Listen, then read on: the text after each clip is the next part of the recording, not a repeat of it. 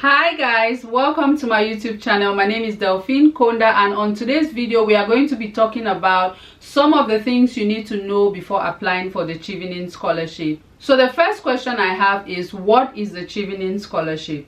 The Chevening Scholarship is an international scholarship program that supports outstanding individuals with academic and leadership potentials to study a master's in the UK for 1 year. Guys, let me just add that the Chevening Scholarship has no age limit. So even if you're 100 years old and you qualify to apply for the scholarship, just go right ahead and apply. To be eligible for a Chevening Scholarship, you must be a citizen of a Chevening eligible country or territory, so basically the Commonwealth. You must be willing to return to your country of citizenship for a minimum of 2 years after your award has ended. Guys, what this means is that when you are offered a Chevening Scholarship and you go and study in the UK for 1 year and you graduate and come back to your country, you are required to stay within your country for at least 2 years before moving out, like before relocating out of the country. I think that this clause is put to enable scholars give back to their country, because that's a fundamental aspect when you are applying for a Chevening Scholarship. You must have a bachelor's degree, because Chevening funds master's degree, so you must have a bachelor's degree that you have graduated with a good GPA, that you'll be able to get admission into a UK university to study a master's program. The next one is have at least 2 years of work experience. That is equivalent to 2,800 hours of work. So guys, don't panic. Just because they are requiring you to have 2,800 hours of work experience, that is not a lot. Imagine that you work 35 hours a week. Multiply that by 1 month, 6 months, 1 year, 2 years, you will have more than 2,800. And Chevening does not restrict you to only have paid working experience. Even if it's an internship program or a voluntary program that you have done, as long as you can combine all your different work experiences and it's up to 2,800, then you are safe.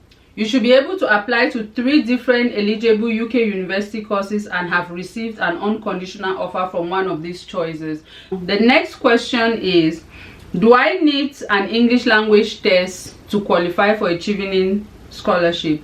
Yes, you do need it, and not just for Chevening, you also need it for universities. Most UK universities will ask you for the IELTS test or maybe another English language test. The only thing is, you don't require to have that test result at the time of your application. So let's say application normally opens in August. You don't need to prove that you have the test at that time. You can do what I did. I submitted in November of I think 2015, and then I was invited for interview in March 2016.